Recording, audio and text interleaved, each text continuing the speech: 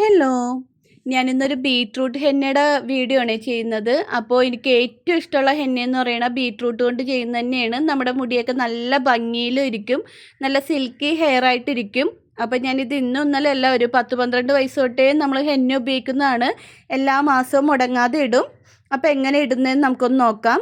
ആദ്യം തന്നെ ഞാനൊരു ബീറ്റ്റൂട്ടിൻ്റെ പകുതി എടുത്തായിരുന്നു. അത് നന്നായിട്ട് മിക്സിയിൽ അടിച്ച് പേസ്റ്റ് ആക്കി അതിൻ്റെ നീരെടുത്ത് അത് ഗ്യാസിൽ വെച്ച് ഒന്ന് തിളക്കാറായപ്പോഴേക്കും ഒരു സ്പൂൺ ചായപ്പൊടി ഇട്ട് കൊടുത്ത് ചായപ്പൊടി നന്നായിട്ട് വെട്ടി തിളച്ച് കഴിഞ്ഞപ്പോഴേക്കും നമ്മൾ ചൂടാറിയതിന് ശേഷം അത് അരിച്ച് ഒരു ബൗളിലേക്ക് മാറ്റി അതിലേക്ക് ആവശ്യത്തിന് വേണ്ട ഹെന്ന പൗഡർ ഇട്ട് കൊടുത്തു.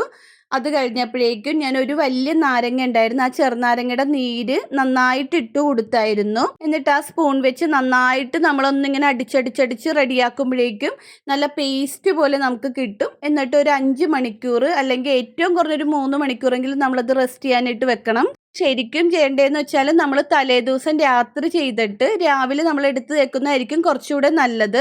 അപ്പോൾ നമ്മളിത് ഉപയോഗിക്കുന്നതിന് തൊട്ട് മുമ്പ് നമ്മളൊരു മുട്ടയുടെ വെള്ള എടുത്തായിരുന്നു. ആ വെള്ളയും കൂടെ 1 മിനിറ്റോളം നമ്മൾ ഈ ഹെന്നയിലേക്ക് ഇട്ട് അടിച്ചെടുത്തായിരുന്നു.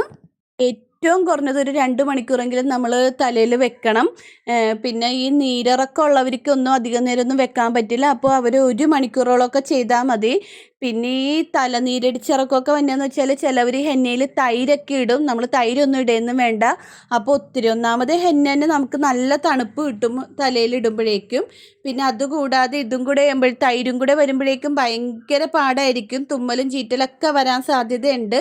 അപ്പോൾ എല്ലാവരും അതേപോലെ നോക്കി ഉപയോഗിച്ചാൽ മതി. മാസത്തിൽ ഒരിക്കലെങ്കിലും നമ്മൾ മുടിയിൽ ഹെന്ന ഇടണം. നമ്മുടെ തലയിൽ വരുന്ന കുഞ്ഞു കുഞ്ഞു നരകളൊക്കെ ഒരു ചെറിയ ബ്രൗൺ കളറിൽ അങ്ങനെ പൊയ്ക്കോളും.